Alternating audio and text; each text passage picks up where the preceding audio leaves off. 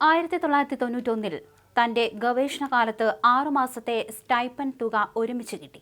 ആ പണം കൊടുത്ത് സ്വർണ്ണക്കൊലുസ് വാങ്ങി അണിയണമെന്ന് വല്ലാത്ത മോഹം. ആഗ്രഹം പറഞ്ഞപ്പോൾ കിട്ടിയ മറുപടിയായിരുന്നു, നീ ഒരു തൊഴിലാളി നേതാവിന്റെ മകളാണ്. അത് ഓർത്തുകൊണ്ട് കൊലുസ് വാങ്ങിക്കുകയോ ഇടുകയോ ചെയ്യാം എന്നായിരുന്നു ആ അച്ഛൻ മകൾക്ക് നൽകിയ മറുപടി. അതോടെ ആ ആഗ്രഹം മാറ്റിവെച്ചു. പിന്നീട് കല്യാണത്തിനാണ് കൊലുസ് വാങ്ങിയത്. ഇത് അച്ഛനുമായുള്ള മകളുടെ ഓർമ്മ. VS അച്യുതാനന്ദൻ എന്ന നേതാവ് മക്കൾക്ക് പകർന്നു നൽകിയ സന്ദേശം.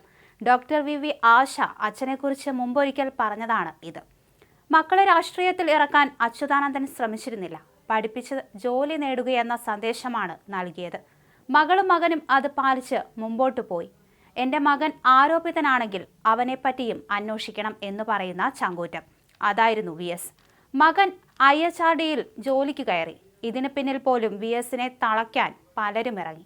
അതെല്ലാം നിയമപരമായി തന്നെ നേരിട്ട് തോൽപ്പിച്ചു. മകന്റെ ചില യാത്രകളും വിവാദത്തിലേക്ക് കൊണ്ടുവന്നു. പക്ഷെ അതിനെയെല്ലാം ഒരു കേന്ദ്രങ്ങളിലും സ്വാധീനം ചെലുത്താതെ VS നേരിട്ടു. അടിയന്തരാവസ്ഥ കാലത്തെ സംഭവവും ആശ വെളിപ്പെടുത്തിയിരുന്നു. 7 വയസ്സുകാരിയായ ഞാൻ വല്ലാതെ ഭയന്നു.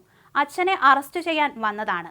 അമ്മയ്ക്കും എനിക്കും അനിയനും കവിളിൽ ഉമ്മ തന്ന് ആശ്വസിപ്പിച്ച ശേഷമാണ് അന്ന് പോലീസിനൊപ്പം പോയത്. ദിവസങ്ങൾക്ക് ശേഷം പൂജപ്പുര സെൻട്രൽ ജയിലിൽ അച്ഛനെ കാണാൻ എത്തിയപ്പോൾ കയ്യിൽ കരുതിയ ഓറഞ്ച് നൽകി. സ്നേഹത്തോടെ അത് വാങ്ങിയതും തിരികെ തന്നതും ഇപ്പോഴും കൺമുന്നിലുണ്ട്. തിരുവനന്തപുരത്ത് MSc പഠിച്ചുകൊണ്ടിരിക്കുമ്പോൾ പൊന്മുടി കാണാൻ പോയ രസകരമായ അനുഭവവും ആശ പങ്കുവച്ചിരുന്നു.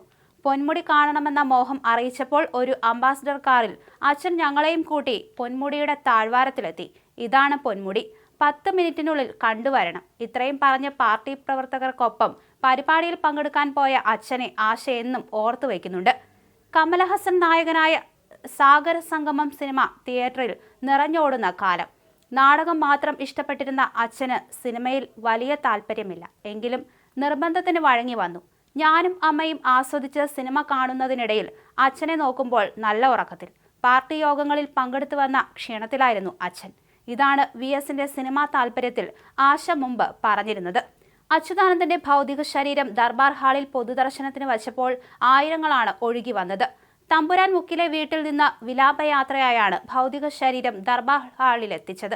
മുഖ്യമന്ത്രി പിണറായി വിജയനും മന്ത്രിമാരും CPM നേതാക്കളും ദർബാർ ഹാളിലേക്ക് നേരത്തെ തന്നെ എത്തിയിരുന്നു. ഉച്ചയ്ക്ക് 2 വരെ ഇവിടെ പൊതുദർശനം തുടരും. ശേഷം വീട്ടിലേക്ക് കൊണ്ടുപോവുകയാണ്. പ്രിയ നേതാവിനെ അവസാനമായി ഒരു നോക്ക് കാണാൻ ആയിരങ്ങളാണ് തലസ്ഥാനത്തേക്ക് ഒഴുകിയെത്തിയത്. ഉച്ചകഴിഞ്ഞ് ദേശീയപാതയിലൂടെ വിലാപയാത്രയായി ആലപ്പുഴയിലെ വീട്ടിലേക്ക് കൊണ്ടുപോകും.